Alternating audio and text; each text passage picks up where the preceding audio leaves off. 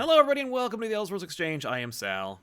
And I'm Joel. Yeah, that's right. We're back. It took a week off, but we are back right on the cusp of con season. Both Joel and I will be at cons, though interestingly enough, not the same cons. Unfortunate. Maybe next year. Every year I think about I'm going to save up for New York. And then this year they came and they're like, hey, we paid for one of the days of your hotel. And I'm like, well, all right, I guess I know where I'm going. That is the answer. Like, if they pay for you to go, you go. Because that is a sweet plum. And not everyone gets it. Not everybody gets it. Not every con offers it. So you gotta take what you can get when you can get it. And I didn't even think I did a good job last year in this one, but apparently I did good enough. Oh, you don't want to admit that. Just let them, Yeah, really. No, I did great. I'm always great. Exactly. Or at the very least, I think maybe the con made me seem more great. I don't know, something complimentary. That's what you gotta do. So we're gonna talk about the Joker movie, but more specifically about the fallout from the Joker movie. Yes, and what a fallout it's been. Warner Brothers is gonna take a lot of cues from this movie because oh yeah, we're already getting Oscar buzz about this movie. We're already getting major just buzz in general about this movie. But we also don't want the press to see it because they don't want you to see it. And man, is Warner Brothers, and especially the director, leaning into this very late 90s. It's the movie they don't want you to see. Right. Okay, well, I have a feeling everyone's going to go see it. I have a feeling it's going to get some attention. And then, it'll be a very, very weak second weekend. Right, yeah, that'll be interesting to see. Does it have any competition in the second week? I know I don't remember there being anything, but no. There has been some weird toss-ups this year in movies. Downton Abbey apparently completely ate that last Rambo movie's lunch hilariously. Yes, completely. I will say, I think Terminator comes out the week or so after. Or no, right. At the end of the month. I think the first week in November. So it's there's very little. I mean, Terminator isn't much competition, but that's the movie.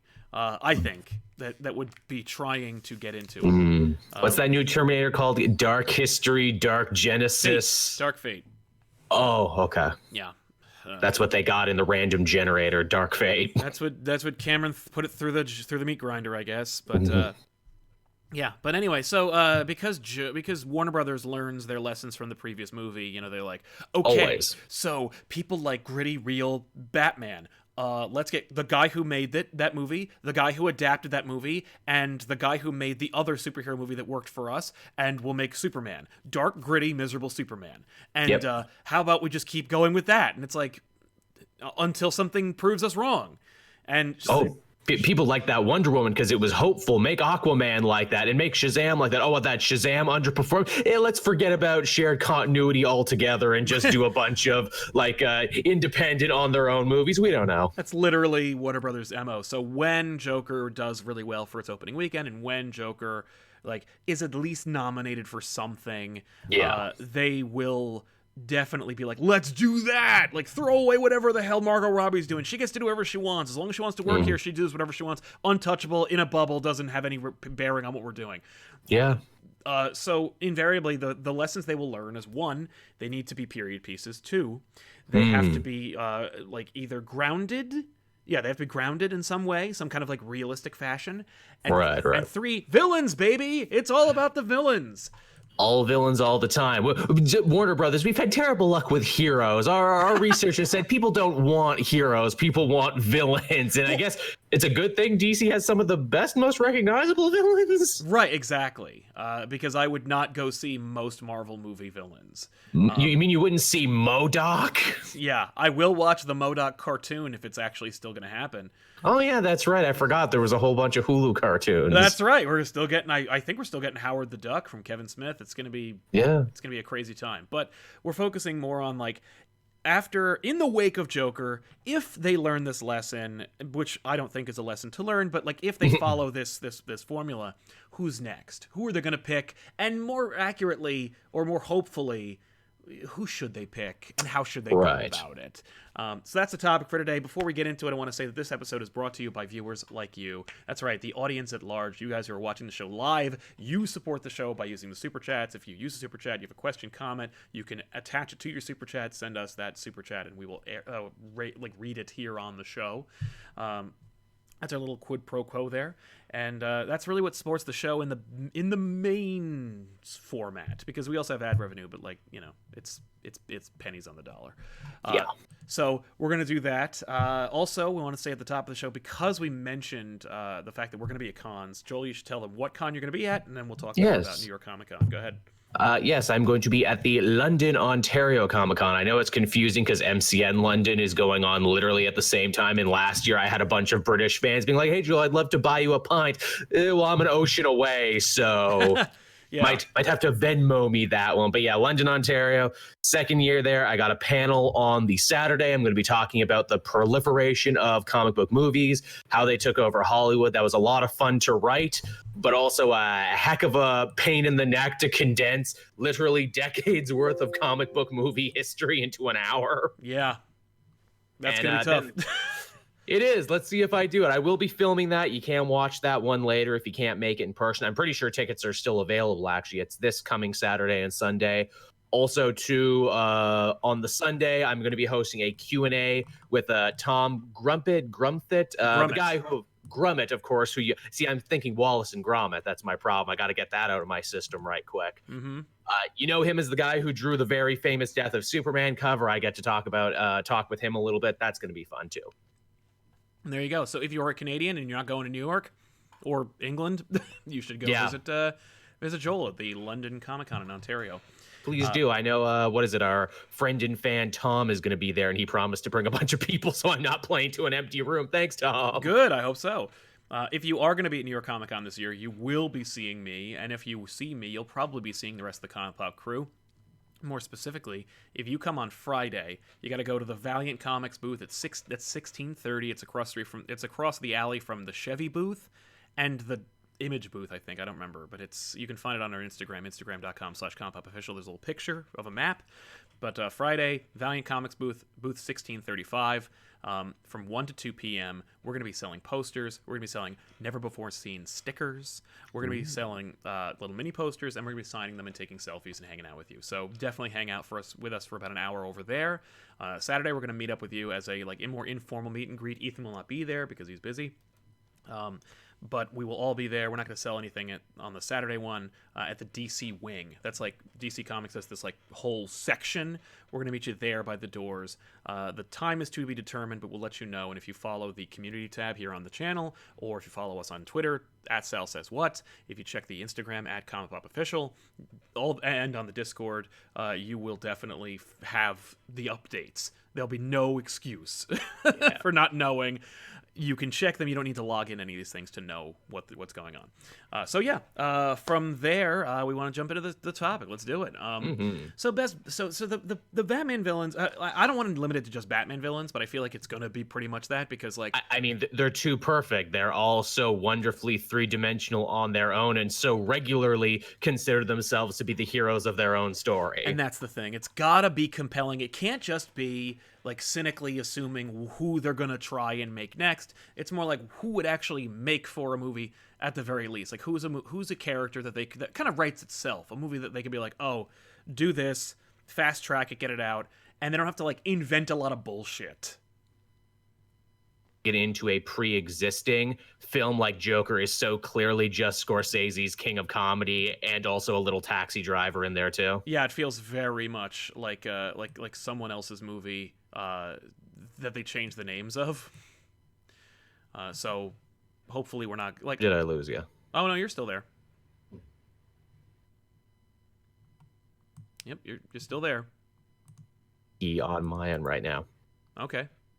That's weird. Okay, I think it stopped. I think it's good now. Yeah, nothing happened here on our end, but yeah, roll with it, I guess. So yeah, who would they pick? Who not only who should they pick, but for you, who would be next? Let's say it does well. Who's next? Right. I think the easy layup is obviously Two-Face. Make it a gritty legal drama about a guy who grew up in the rough end of Gotham, and he saw criminals succeed all the time, and that made him angry. And he had an abusive father, and he had to push down all these feelings until it ended up one day manifesting as a mental illness. Right. I think you could basically do the entire origin of Harvey Dent, all the way up to and including Batman if you wanted to. Mm-hmm. But you don't have to. Obviously, Batman's not going to be in this Joker movie. No. So the question is, are they going to go self-contained and make it like, no, it's hard. We're not even going to call it Two-Face. It's called Dent. Yeah, just Dent. Absolutely, that's what they would do with it. And it has, maybe Bruce Wayne's in it, and like we allude to him having a double life. We never see Batman. They never talk about Batman. It's just about this character, not set in the Joker universe. It's its own universe. That's funny. Yeah, Harvey Dent is.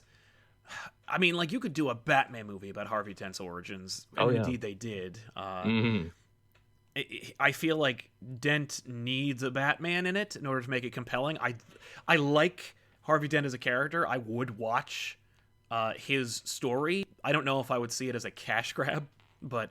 Yeah, I was gonna say you could easily just do that 2-part Batman the Animated Series episode, excise the parts with Batman, and that's basically just a gangland movie right there. Right? Yeah, I think you're absolutely right. I mean that I would not have gone Two-Face right off the bat, but it is like, I think if you pick top 3 most recognizable Batman villains, they'd probably say, oh, Two-Face has to be in there. So yeah, definitely. And he's been in other movies too. He's been in at least 2 other Batman movies, so that certainly helps his name cachet. That's a good point. I submit, I think a Bane movie would be something they would make. I think that Warner Brothers would be afraid of it, mostly because of how, like, they just did Bane, did him like about 8 years ago or whatever. But and I think they'd want to fast track it so that they wouldn't, like, they just get past the voice and the joke that Bane has become. Right. But like, it'd be a gritty prison drama, I take it. It's literally just a movie that is Bane, where it's like there's this prison island, this boy was born on it, we watch him grow and get kicked down by his environment. He sees the city across the ocean that he desperately wants to go to and be at and control, and he's just ingrained with this like deep-seated resentment of the outside world and of his own conditions, and basically he trains himself, and then of course it's an addiction story about him getting hooked on a drug that, like, right. we could call it Venom, but like we're not going to make it like over the top, or he's not going to become a huge hulking beast. It'll be more like it's a steroid and he uses it, right. and it'll like make the audience feel weird because like we're almost happy that he gets strong enough to like kick the crap out of his tormentors, but at the same time, at what cost? Exactly. We know who Bane is and what he's going to become, and we probably wouldn't see his mask, but we would see the logo that his mask is on the Venom products. Right, or it's graffiti in the prison wall there. It's like, oh, they're calling you a champion. You are a bane to all mankind, to all that is good. Oh, completely. Yeah, no. Bane... Because Bane doesn't have a name, but then again, the Joker doesn't have a name either, and they gave him one. Oh, and they will give Bane a name. It's just... But I think that a Bane movie also is quick. Like, it's a quick, easy buck. He's recognizable. He's, like, not iconic. But I mean, he has become iconic. I wouldn't call him more iconic than, like, Riddler, but at the same time, I think he's, like, recognizable to the point of being probably referred to as iconic. And you could just film it in a prison, so that's super easy to film too. That's the thing, and you could get like, and you know what will stunt direct it? Get the guy who did that movie, the movie where it's like all in one building. Oh, the Raid guy. The Raid, yeah.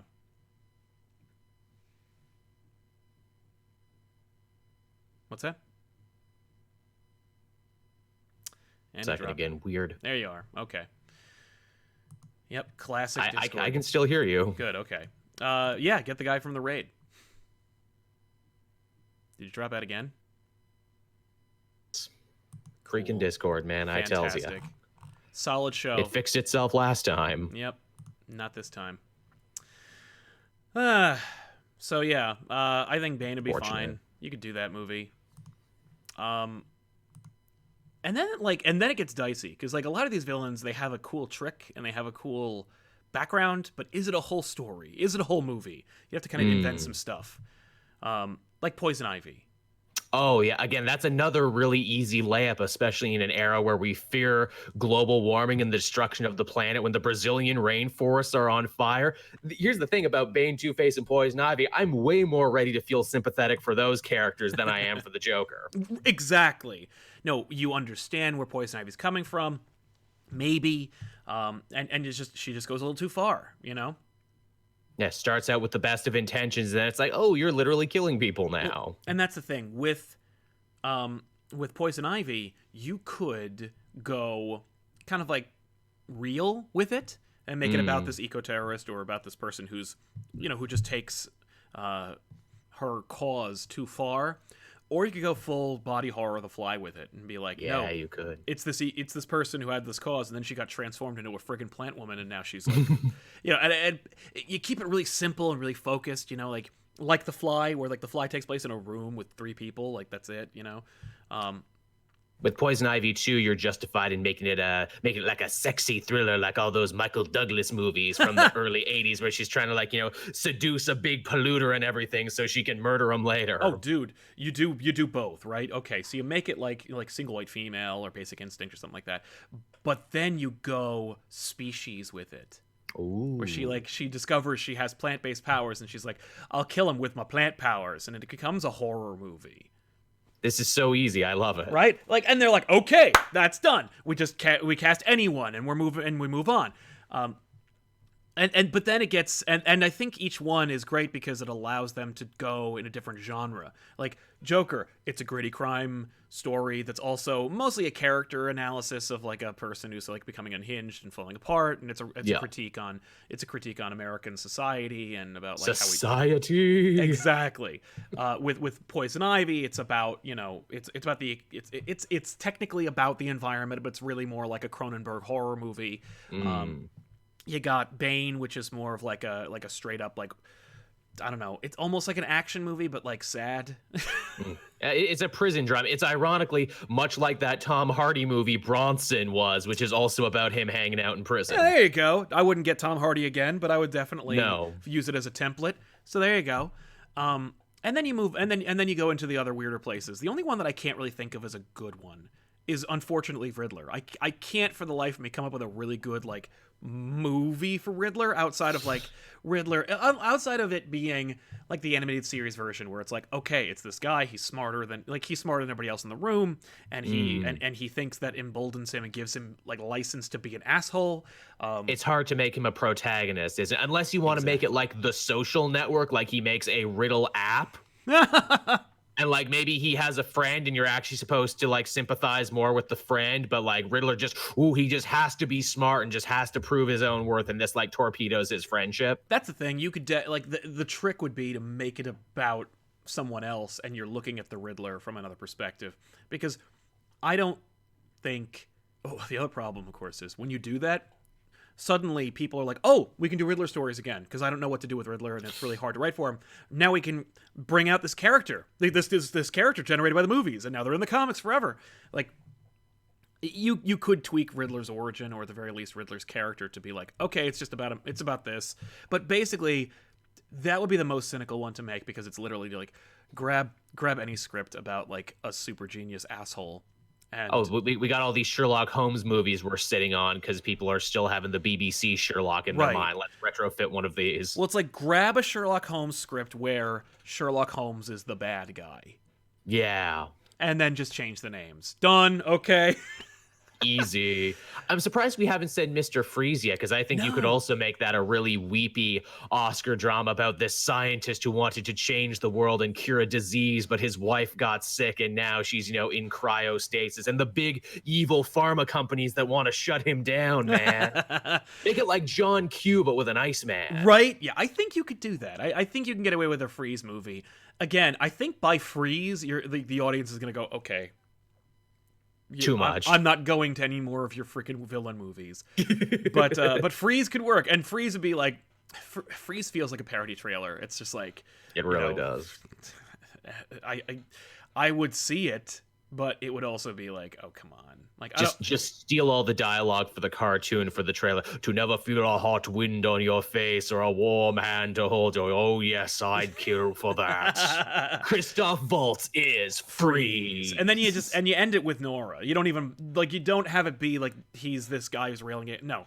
Yeah, and like he's fighting against this disease, she's with him 100%, and then at the end she gets the disease, and he's like, and basically you find it's like they're fighting cancer, right? And then and it's this whole like movie. You make it maybe you make it like a period piece, so it's like, cancer research is way behind, but like you do that kind of idea where it's like research is far behind what it is modernly, and so like you go, okay, he's trying to solve this problem, he's trying to solve this disease, but as he's going forward, he realizes, like, his optimism turns to like colder and more distant, because he's realizing, like, I've tried to help hundreds of people and they all die. It is like he weeps for them, he feels for them, and then it gets personal because Nora then becomes susceptible. Like, she has this disease as well, right. And then it's like, and then his like cynicism and apathy turn into like fanaticism, where he's like, okay, now I've got, it's not only do I have to like redouble my efforts on my life's pursuit,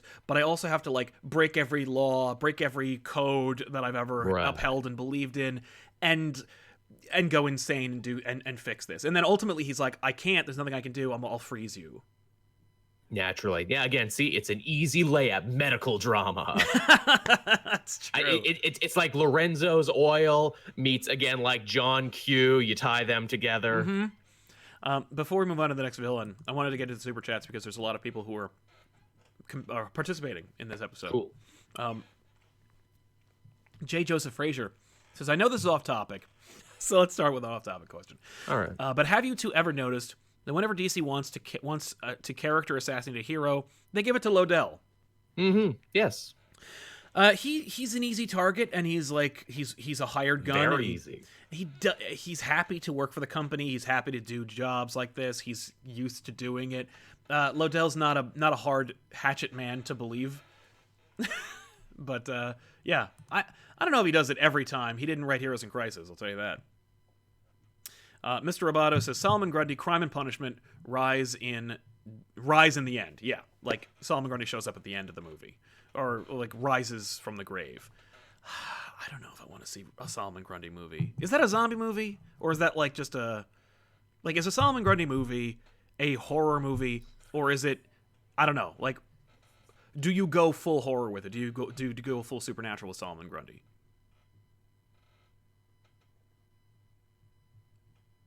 Joel, what do you do with it? That is your cue, Joel.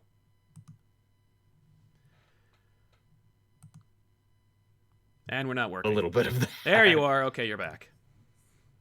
Just waiting for it to get it. Okay, am I? Cool. You are back. Okay, wonderful. Yes, sorry. What was the lead up to that? It was this Solomon. What do you do with Solomon Grundy? Do you make him a supernatural villain? Do you make it is that what? Like, do you go like spooky supernatural with Solomon Grundy, or do you make it like a science fiction type thing? Ooh, you could go a lot of ways on that. You could have it be like an urban legend thing, like, yes, there was a gangster named Cyrus Gold who died and was thrown in the the suicide swamps or whatever the hell it is. I don't recall what it's called. And now there is indeed someone dressing up and running around as Grundy, but you leave it open-ended where it's like, oh, is that really a ghost, or is this just another crime figure trying to use the legend of Solomon Grundy? Very Scooby-Doo. We just Scooby-Doo the shit out of this. Yeah. You just wanted those doubloons at the bottom of the swamp. Right. Yeah, all right. I'll take that. I wouldn't watch it, but I hear what you're saying. No. Carlos Arjona says Doctor Doom could easily have a movie. He's almost had a movie a couple times. Yes. He also follows up by saying Matthew Vaughn should do the Doctor Doom movie. Do you agree? Because like everybody's been talking about this Doctor Doom movie, and everyone's like, "Oh, Doctor Doom would be amazing." I couldn't care less about a Doctor Doom movie, to be perfectly honest with you. Like I find Doom to be a fun villain. Oh yeah. And that's it. Like his connection to people and to his mother and all that stuff, that's all very fun, surface level like material that makes him like fun, sympathetic, and interesting villain for the Fantastic Four. Yeah. Not so much a character I want to watch. Again, I still think you could do. I mean, if Joker takes off, don't be shocked if they consider to do a Doom movie. I think that Doom movie is just sitting. Like, I think because of the hype around the movie, because of the hype around the person who worked on the Doom movie to begin with at Fox, I think that they're like, well, if they all are interested in these movies, the first one will make is Doom. Yeah. I know that people have been throwing out this idea that, like, you should introduce Doom with his own movie and then put him into the MCU, and it's like, no. There is still only one villain. Like, Loki gets a Disney Plus series. And it was, what?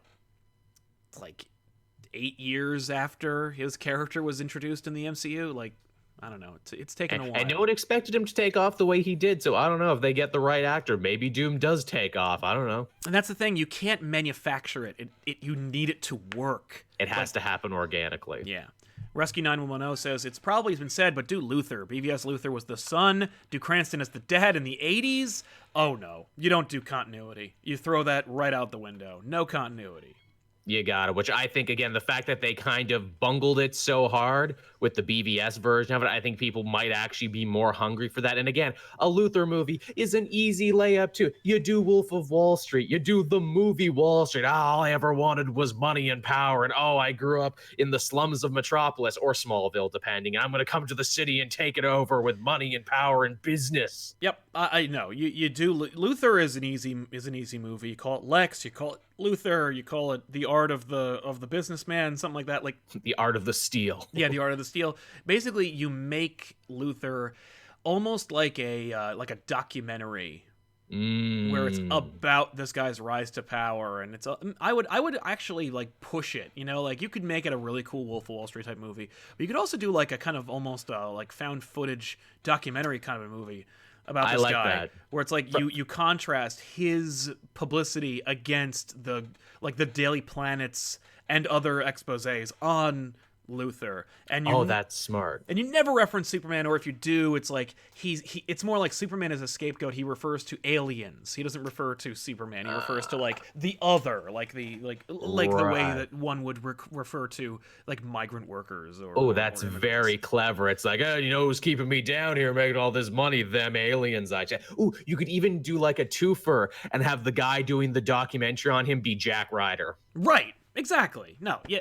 That way, at the very least, you got like at least one other character from that universe. But again, you said it. I don't know, 90s, 80s, whenever. Basically, I would think about it in terms of like whenever the first like modern industrial like revolution took place. Not the industrial revolution, but more like when like I want to say the early 80s, just because that's when like business films started to become really in fashion. Absolutely.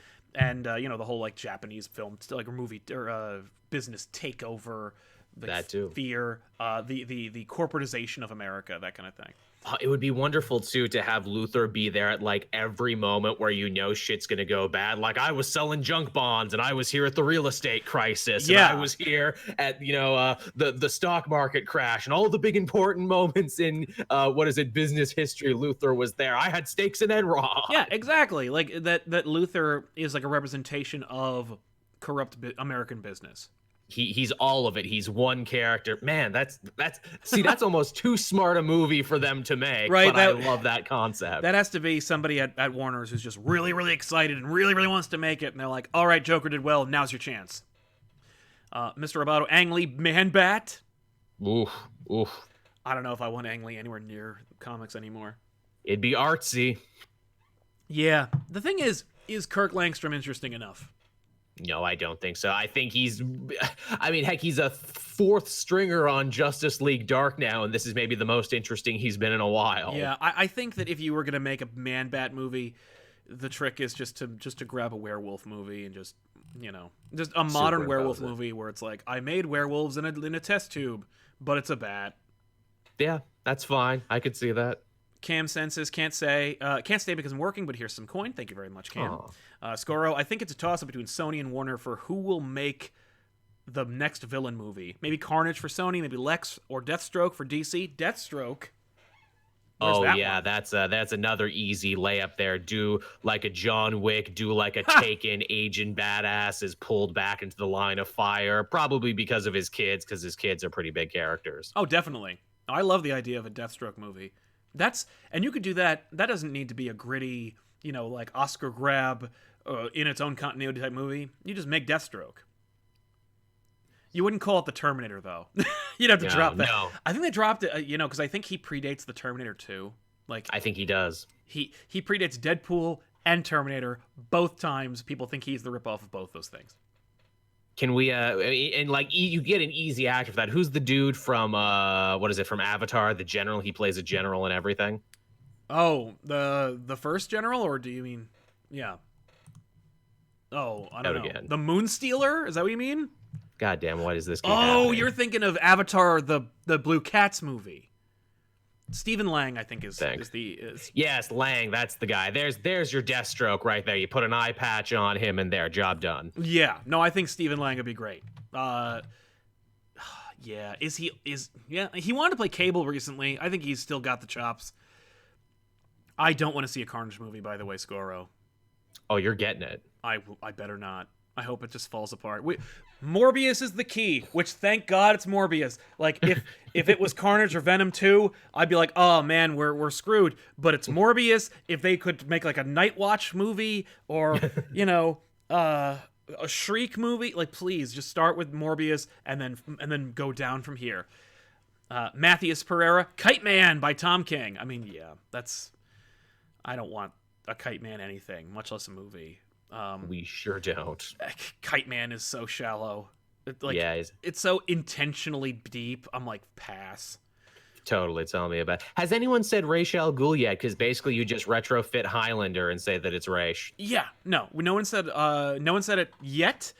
Ra's al Ghul is just Saudi Arabia, not Saudi Arabia. God, what's the word? Ancient Babylonia, Prince of Persia. No. I'm thinking of the movie Lawrence of Arabia. Yes, that's all it is. It's just Lawrence of Arabia and horror. You ready for this? Okay, so when they make movies, and especially if like there's a big financial risk, sometimes when it comes to like major talent that they get into it, they rope them into like a contract that says you have to write a sequel. E.T. Steven Spielberg had to write a sequel, and the same was true with Gladiator, which can't have a sequel, but they wrote one. Oh, where Gladiator goes to hell. Well, Gladiator goes to hell and then like lives his life. Like he basically is a fighter throughout time. You basically just retrofit the Gladiator 2 script into the Ra's al Ghul movie, where it's like he's just the same guy over and over again, and each time he's like gaining footholds. Only instead of him having new lives, it's the same life. Love it. It's just a big, epic, sweeping immortality movie where as he gets older, he gets crazier. It's almost like There Will Be Blood, but like but longer. I like that a lot. And you get Laurence Olivier to play Ra's al Ghul. You'd have to bring him back using CG, because I think he's been dead for like 25, 30 years. We'll put him in a real Lazarus pit. That's how it'll work. There you go. Carlos says, hey, also wanted to shout out Joel for Red Hood commentary and making a lot of paperwork easier for me to pass the time. Happy to do it. Nice. Red Hood. That was my tie-in for Joker. Red Hood is happening. Red Hood is like inevitable. I know. I don't want it, but only if Judd Winnick can write that movie too. Right. Gorgon Fish, Parasite, body horror film like Jeff Goldblum's The Fly. While Clark's in high school, the government stops the bad guy, but experiments on, creates the monster Superman. Eventually, he'll fight as an adult. I'm down. I don't necessarily want that. Again, these are not movies I want to see. These are just movies that I think they're going to make. But the Parasite prequel to Superman, yeah. That could, and it's funny, you could make a whole movie out of that, or you could actually condense that into a flashback in a Superman movie.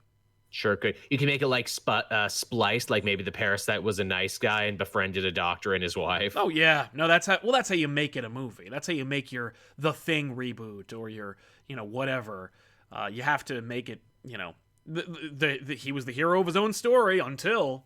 Right. Well, what about the Mad Hatter? I don't think they would ever do that one. No, I don't think so. I mean, that's just too weird. Mad Hatter you could do, but it would be like Joker, where it's like, I'm not supposed to sympathize with this protagonist. Like, no. Your the ride-along character, the character you are with, is Jervis, but your protagonist, or at least the character you sympathize with, is Alice. Like, right. That's the movie you do. It's about this person who's just like, who's too smart, and he's too obsessed, and he's too crazy, and he makes like mind control devices. Like, it's the kind of movie that costs, like $1 million. And you see it like late at night, and it's like, this is some Human Centipede kind of shit. It's a really good setup for like a stalker horror movie, isn't it? Exactly. No, like Fanatic. You get John Travolta is the Mad Hatter. No.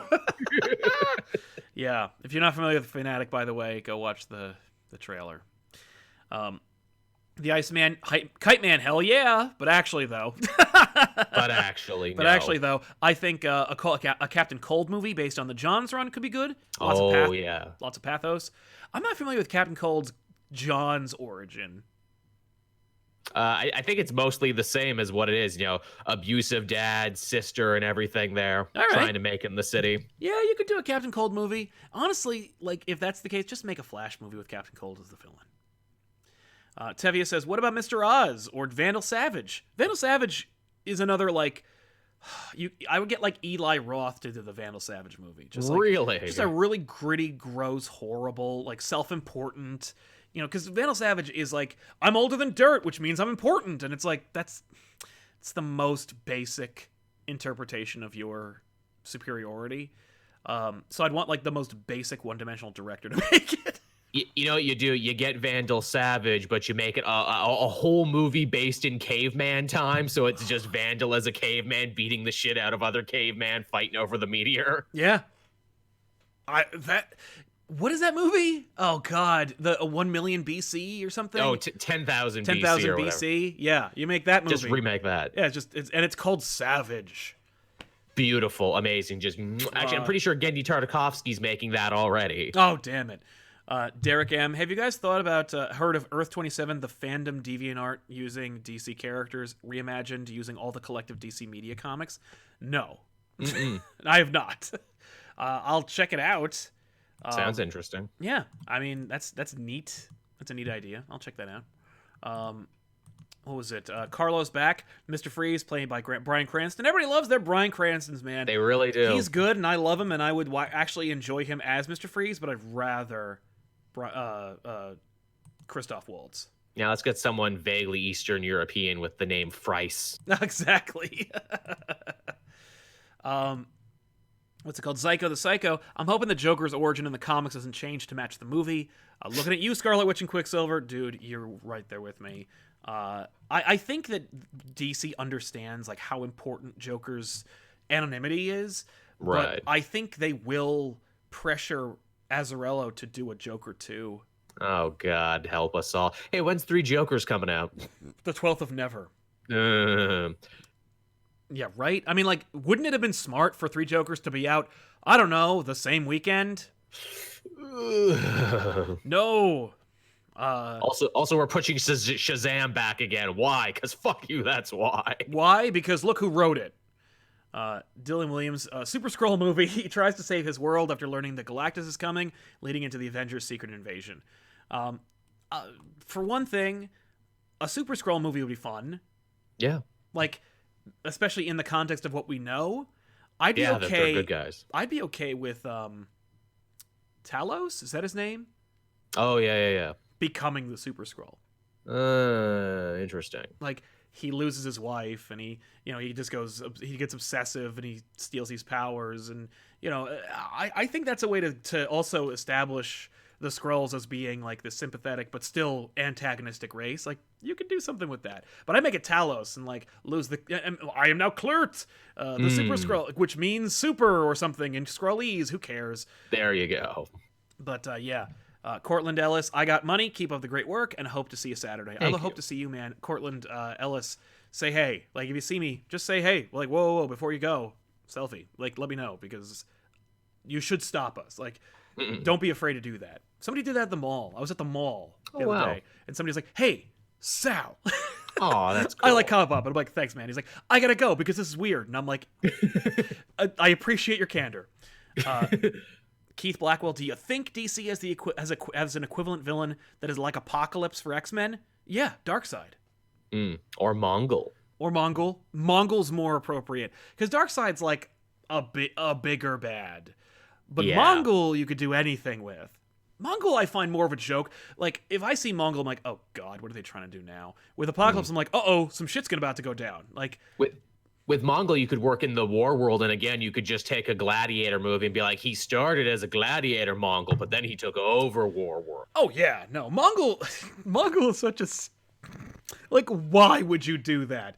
But you could, like, technically you can make a movie out of anything, but Mongol writes itself about it's literally just Planet Hulk, but but Sakaar moves and you can drive it.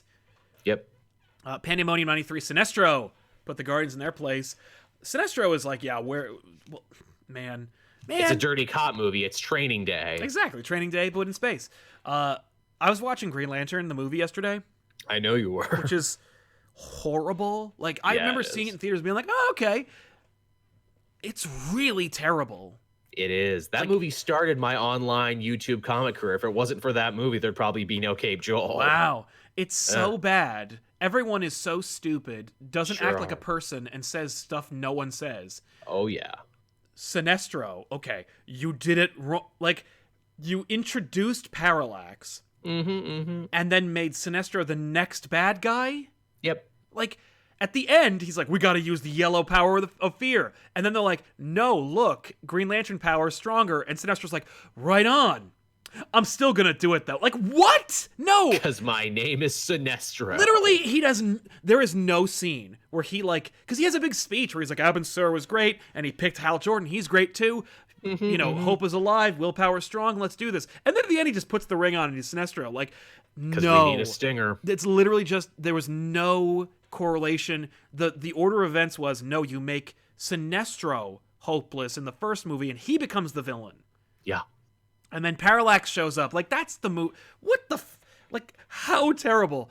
They Anyway. bungle so many simple things in that movie. It's truly, truly amazing. I'm still amazed that his buddy, the guy who played Pie Face there, is Taika Waititi, the dude who would go on to make awesome Thor movies. That's funny. I thought he looked familiar. I'm like, who is this? Why does That's he look so Taika familiar? Waititi. That's He funny. barely gets any speaking lines, but that's who it is. He is so like, that character sucks. Like, he doesn't do anything. He doesn't say anything interesting. He's like so uncontributory. It sucks. Rusky says, Man Bat or Grundy should be found footage horror where you barely see either. I love that. I know we just talked about found footage. Now I want to see like a Blair Witch, Man Bat, or Grundy movie. That would be so cool. I am so on board for that idea. Because also, $12,000, $24,000, so you can make that movie. I mean, you could make that movie. Anyone out there watching, that's a great idea. Grundy or Man Bat as a found footage Blair Witch movie. I'm in. That's a Cloverfield movie. That makes all its money back and then some. I mean, if they're going to turn The Trench into a movie, why not? Exactly. You could make the Man Bat found footage movie for YouTube. Like, it's like you could make it for that cheap. Shit, I think we could make this, Sal. You want to go out to the Pine Barrens in Jersey and we can film this shit like next week? Screw that. Our studio's in the woods. We'll just shoot here. Boom, there you go. Coming soon. Coming from soon. Cape Man Joel and Bat. ComicPOP. Yeah. Robbie Miller, off topic, but Scorsese Daredevil be cool. You know, they were going to make one of those. Not Scorsese, but they were working on a 70s like gritty crime Daredevil movie for Fox, and Fox said no. It was this whole pitch. There's actually a trailer that uses like footage from Daredevil, but also, and like a bunch of Scorsese flicks. But like, look up 70s Daredevil pitch or something, and you'll see like that they almost made that. Scoro says, I wouldn't mind a Kingpin gangster movie. You practically got one. You practically got one in Daredevil, the whole series. But I would watch a King. Listen, Kingpin would be a really cool movie. Yeah. But you basically, like, you got his origin in that Daredevil show, and it's like so good. I don't want it again. I don't want to ruin it. Agreed. It would be hard to top. I'm surprised no one's mentioned Penguin, because I figure a lot of what you could do in a Kingpin movie, you could do in a Penguin movie too, and also be like, oh, he's the boss Tweed of Gotham. You know, it's the Great Gatsby, but with a little fat bird guy. Totally. No, that's what you do. You just grab whatever Kingpin script Sony's batting around, change the names, make it Penguin, moving on. Bird themed. Mr. Smart Person, Joker 2 into the Jokerverse. Joker meets Lego Joker. That's so funny. Sony would do that. I don't see Warner Brothers doing an Into the Jokerverse movie, but I think that's so funny. That's such a great joke. Mr. Roboto, Amanda Waller or Maria Hill movie, they're evil. Amanda Waller movie, I'm not interested in either of those movies. See, again, I think an Amanda Waller movie could shock everyone because you make it like a civil servant movie. Like, she starts off working in the post office, works her way up. Her family is murdered by, like, gun violence. So she's like, I'm going to affect, the local politics. So she gets into that and keeps working her way up till eventually she's running like a Black Ops team of killers. Totally. I think there's something there. Yeah, I think you're right. That's fair. The Mohave Social Club Ventriloquist. I think if you do, Ventriloquist.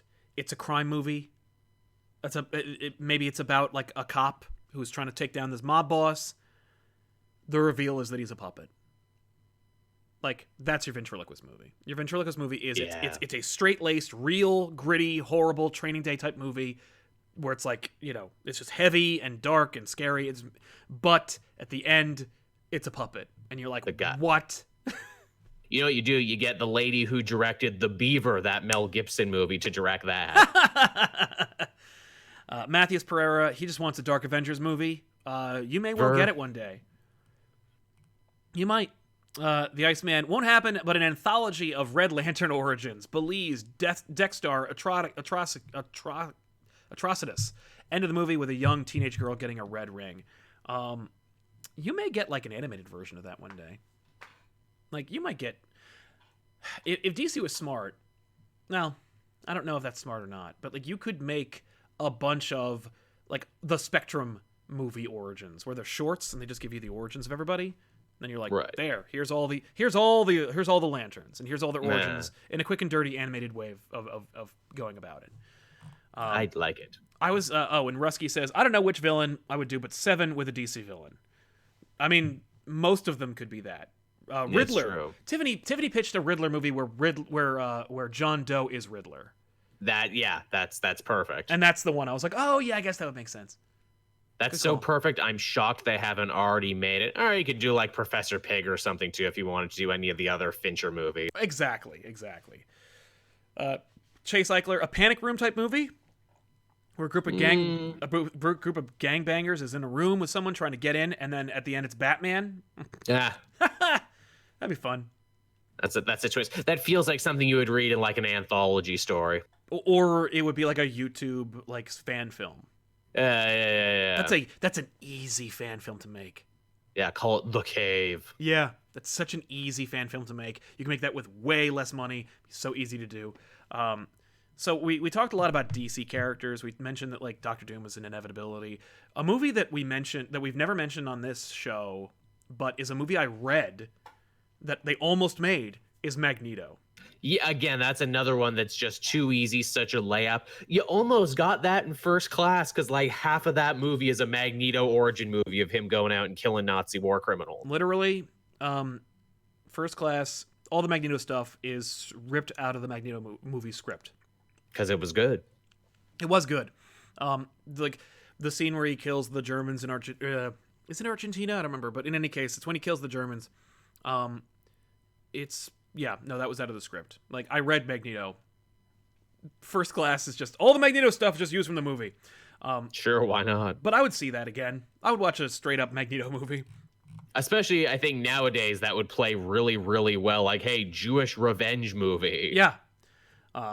Ali Al-Ziadi says, you excited for El Camino or Crisis on CW?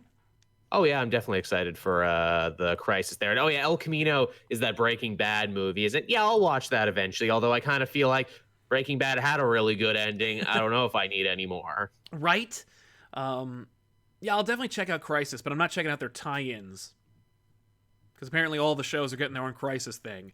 So. Oh, that's kind of cool. Well, as someone who's more invested in the CW universe than you, that's cool for me. That's exactly right. For me, I'm just like, no, I'm just going to go check out all the cameos and stuff. Like, that's what I'm here for. I'm here for the YouTube Here's the thing. This shit might actually get me to watch the Arrow show for once. Right before they ended the damn thing. Right before they end the damn thing, this might actually get me watching. Because apparently his season is just going to be him running around the multiverse with the Anti-Monitor. Okay. Can you believe that they're ending the show when you could easily just get a new Arrow? Nah, I can understand. Like, if the viewership is still there, and you have this like big cast of characters, why not just continue Arrow but without Steve Amella's Arrow and just make like a girl Arrow or like another, or Red Arrow becomes Arrow? Like, I don't understand. I think they just exhausted it too much is the thing. I think they literally told every story, and I also think they planned to end it a few seasons before they actually did, but came back because there was so much demand. Fair enough. And I'm fine with him going away too, because that means Batwoman takes his slot, and considering that the Arrow show already used most of the C and D list Batman villains anyway. Yeah. Did you see who's playing Batwoman again? What's her name again? I don't remember. Ruby Rose. Did you see? Apparently, she like hurt her spine. Yeah, she almost got crippled. And did you see like she released a full video? Not a full video, but like an edited video of the surgery that she went through. No, I didn't see the surgery video. I think it's on Instagram, but like I watched it, I'm like, this is really intense, and she was just like, I want you to see like this the miracle of science and stuff like that. I'm like, that's cool. She's a tough lady. She's a cool lady. Yeah, She's yeah. funny too. She was funny on Orange is the New Black. She was a villain there for a season. Nice. I saw her in The Meg. That's right. She is in that. Yeah, she doesn't get to do much. That movie is not No. very good. But then again, did anyone tell you that The Meg was good? Like, No, I didn't mean, hear it. China thought it was good because it was a Chinese co-production. Was it? I couldn't Yes. tell. No, it was the most. A lot of Chinese money behind that, and you can tell because their tastes are like 20 years behind the times because Jason Statham was the lead in it. Oh, it was basically, it was like watching, have you ever seen The Wall or The Great Wall with Yes. Matt Damon? Like, I was like, you made a movie in China and then you shot extra stuff with Matt Damon and Willem Dafoe in it. This is atrocious. Like, this is so egregious. Screw you.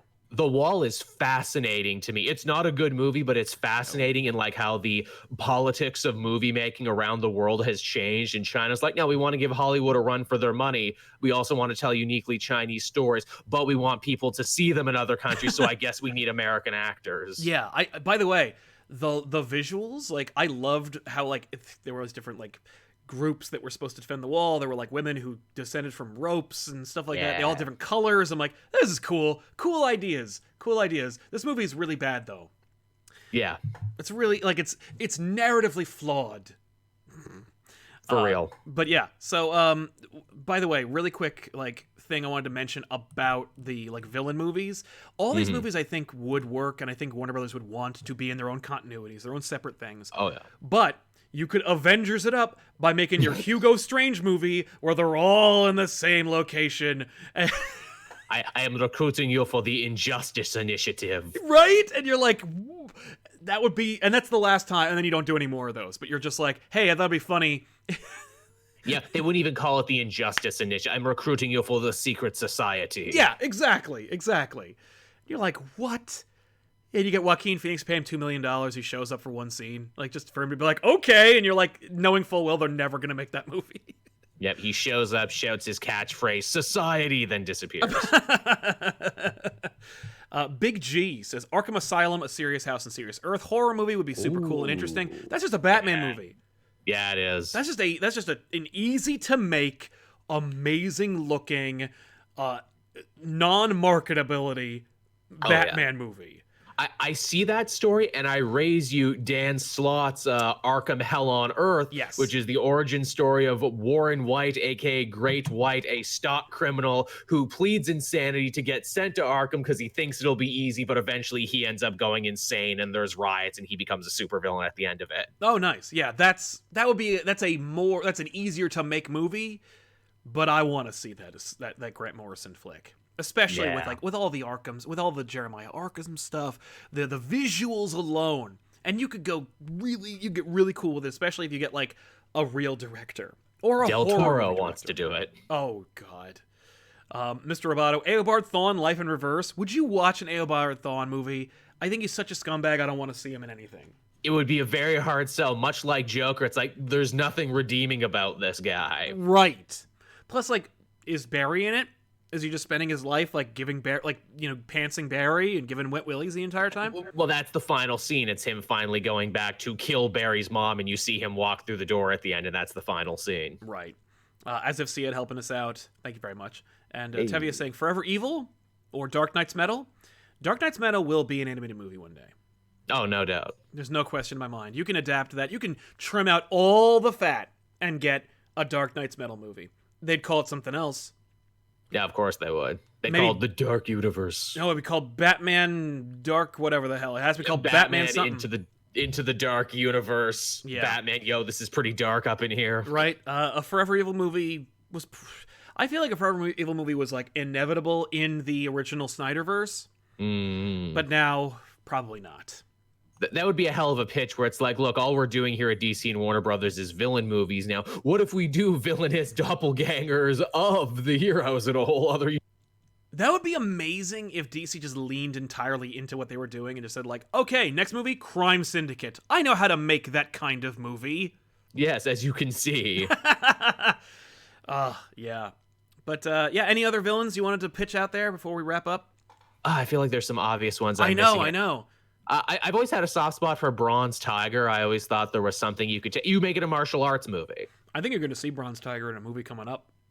Oh, really? Is he supposed to be in Suicide Squad too? I think he's going to be in it. I think Right. that's who Idris Elba is. Oh, yeah. I mean, I guess that makes sense because obviously he's had one of the longest tenures in there. I think that would be good. I mean, again, people pitched Darkseid before, but that would be really more of like a New Gods, Game of Thrones, cosmic-y thing. Which they're making. Which they're also making, so it feels like you could possibly get that. Yep. Oh, who are some other villains? Well, Mr. Smart Person says Rogol Zar would be a great movie. Oh, yeah. I mean, they got to finish it first. Yeah, man, Rogol Zar, probably one of the best characters created in the past 21st. I'm willing to say the last 2 centuries. Oh, yeah, without a doubt. I mean, shit, as much as I liked Shazam there, the first half was basically a Savannah movie, wasn't it? Straight up, yep. Andre that was pretty good. Didier reminded us about The Rock's Black Adam movie. I don't think that's ever going to happen. No, but apparently he's still contracted for it, though. Oh, I know. I just don't think it's ever going to happen. No, I guess not. Well, it's going to be hard for him to be Black Adam when he's also running for president of the United States and, going to the moon and all the other things The Rock has on his schedule. That's fair. Heartless Fang, have some money. Thank you very much. Don't mind if I do. Ali Al-Ziadi says, off topic, but did you see the CW Kingdom Come suit? Yes. If you've not seen it, Brandon Routh, my favorite on-screen Superman in the Kingdom Come Alex Ross Superman suit for the CW Crisis. I'm excited. He looks great. Man, it's so nice that the CW was able to give Brandon Routh this amazing cosmic do-over in so many ways. TB, I'd love to see a movie where Swamp Thing is the villain trying to get his girlfriend back from the Gotham PD, or an Apocalypse New Gods movie. Well, you're going to get that Apocalypse New Gods an Apocalypse New Gods movie with a K. You are going to get that movie probably, unless it gets too expensive. If Birds of Prey and Joker don't do well, you're not going to see that New Gods movie. Speaking of Swamp Thing, I guess you could also very easily do an Anton Arcane, Louisiana Southern Gothic mad scientist movie. I mean, they already did that show. I feel like Swamp Thing did not do well. We did it. We tried. I would love to see that 2-parter Batman Swamp Thing crossover story, because it's really cool. Yeah, it is. It's a good one. I don't know if it makes a movie, but it's a really cool comic. But I hear you. Yeah, so Batman Who Laughs. Oh my god. Will they finally make Lobo? I feel that's another project they've been sitting on forever for let's do a villain movie. Wasn't Lobo supposed to get a show or something? Yes, he was before they canceled Krypton. Yes. Right? The Krypton show is apparently also supposed to be involved in the big CW crossover, but they're like, it was supposed to. Then they're like, well, it's already dead, so I guess we don't have to. Good. But meanwhile, they're bringing back Birds of Prey and Smallville and all these other shows that have been gone for a while. Basically, the plan, I think, is just bring back anybody who will work for scale, who isn't doing anything. Hey, Burt Ward, you want to come in and do a thing? You bet. Jiminy Jillikers. Yeah. Man, can you believe he's so young? Yeah. Yeah, I think a Lobo movie also writes itself. It's easy to do. It's just you take some movie about a try-hard badass like Rhodey and just make it about him in space. Yeah. Just no. What if we do a Deacon Blackfire movie and we get Rob Zombie to direct it? Oh yeah. I don't want to see that. I have a soft spot for Rob Zombie. I'm not gonna lie. I think he'd be able to pound that one out in an afternoon. Oh, he would. I don't like Rob Zombie's movies. I find them horrifying, but not in a entertaining way. Not in a fun way. Yeah. Did you see? I tweeted about this that in Red Dead Redemption 2, they got these legendary bounties now that they're rolling out every month, and this month is a gang you have to take down called the Owl Hoot family, which is just clearly Rob Zombie and his friends. It's there's his wife, there's Sid Haig, there's what is it? There's everybody. Yep. Yeah, that's neat. And it's so on the nose. I even tweeted at him, did Rockstar pay him to use his likeness? Because they literally just took the license of his wife and his friends. I bet they it's 50-50 shot.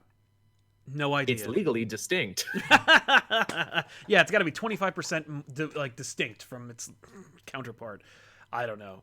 But also R.I.P. Sid Haig, who passed away just recently. It's very tragic. Always wanted to meet that dude. He was a consummate con circuit guy. Yeah, that's right. I've never met him myself, but I do recall him being at cons. Well, with that in mind, I guess we'll just wrap things up here at the Elseworlds Exchange. I want to thank you so much for watching. Listen, if you're watching this show after the fact, in the comments down below, who is your villain that you want to see, not who you expect to see, but your villain. You're like, I want to see this villain, and maybe if you got a chance, like, you know, who you'd want to see make that movie, because it's not just enough to be like Green Goblin, but like who's gonna make the Green Goblin movie? Like, right. I'd have to know.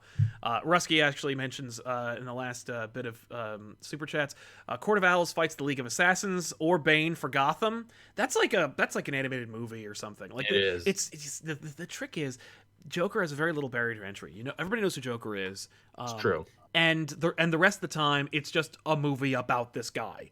And he has no set in stone origin, so you can't fuck it up too hard. Exactly. So with respect to like making a movie about this stuff, it's like Court of Owls. What are those? Who are they? What is that? Gotham, not a real city. What is that? What is that? Like who's in it? What are my stakes? League of Assassins, another thing I got to establish and introduce.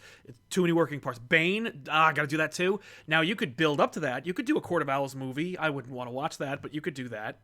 Just make it eyes wide shut. Make it like, here's the new guy who's, you know, being groomed to join the Court of Owls and meets their crazy leadership and their crazy custom. Oh yeah, and you can go like kind of cool with the visuals the way Capullo did when they first introduced him, and how it's like, are they like when they get all together and they're all like frenzied, do they become owls? Like, is that just my imagination? Like, it's getting really scary. Like, yeah, that'd be cool. I'm sure there's like an Illuminati or cult movie script sitting out there. It's like, cross that out, put owls in there. Exactly. Yeah, you could do that. But yeah. So after Joker comes out, we'll definitely catch it and let you know what we thought about it. But that's not for until the end of the week, I think. Yeah. And Joel's gonna be in London, Ontario. I'm Likewise. gonna be in New York City, and I'm not gonna pay New York City prices to see a movie. So I'll see that next week. Same, and I'm like out in the boonies too, so I ain't tracking down a theater until I get back next week. Exactly. But we want to thank you so much for hanging out with us. Of course, don't forget, if you haven't already, subscribe to our channel, click the like button to get notifications. If you want to see more of this show, go to patreon.com/ComicPOP. You get us bonus show with me and Joel every time we shoot this show. So check that out. And of course, if you want to meet us this weekend, go to New York Comic Con on Friday, 1 to 2 p.m. at the Valiant Comics booth number 1635. We'll be selling posters and stickers and signing everything and hanging out with you. It's going to be a lot of fun. And on Saturday, in the DC wing, we'll be meeting up with you at a time to be determined. Follow our social medias to get the updates about that. And of course, if you're in London, Ontario, you're stuck there in Canada and you can't go anywhere else, you should definitely go to the con and check out the various panels and other stuff that Joel is up to. It sounds like you have a very packed schedule, man. I do, actually, yeah. And all my merch showed up on time for once, so I'm happy about that as well. Excellent. Hey, rare opportunity to get some ComicPOP or Cape Joel merchandise. So I got pins. I got pins. Big ones. Nice. Like when Penguin was running for mayor. It's exactly like that. In fact, if I had time, I would have commissioned an artist to be like, vote for Cape Joel in this non-election. Actually, those would have been great because there's like a municipal Canadian election at the end of the month. So actually, those would have been perfect. Yeah. Write-in candidate Cape Joel. Right? You could have made those little those cardboard signs that people put on their lawns. Next year. Next year. People are like, who's this? Because also, it's green. You have the character and the cape and everything. That'd be fun.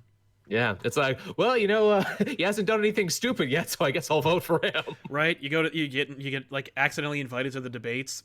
Yeah. No. You're like, okay, go to youtube.com/CapeJoel. Bye. That's like in England. What is it? If you are even a write-in candidate, you can and do go to the debate. So even if you're a joke candidate, you can get some time in. Hey, that sounds like free publicity to me. For real, yeah. Yeah, let me look into the laws on that. Maybe I can be the Lord Buckethead of Canada. There you go. I show up with a real cape and everything, and it's like, first off, Mutant Registration Act is just dumb shit from comics. Everyone gets a Green Lantern ring. Right, exactly. Yeah, people are like, this guy is insane, but I got to tell you, his economic policy is pretty sound. He's on it. It's like, so what's this here? You're gonna recognize the nation of Krakoa? That's your first order of business. Exactly. You want to do a technology trade with what, Xavier? Who is this?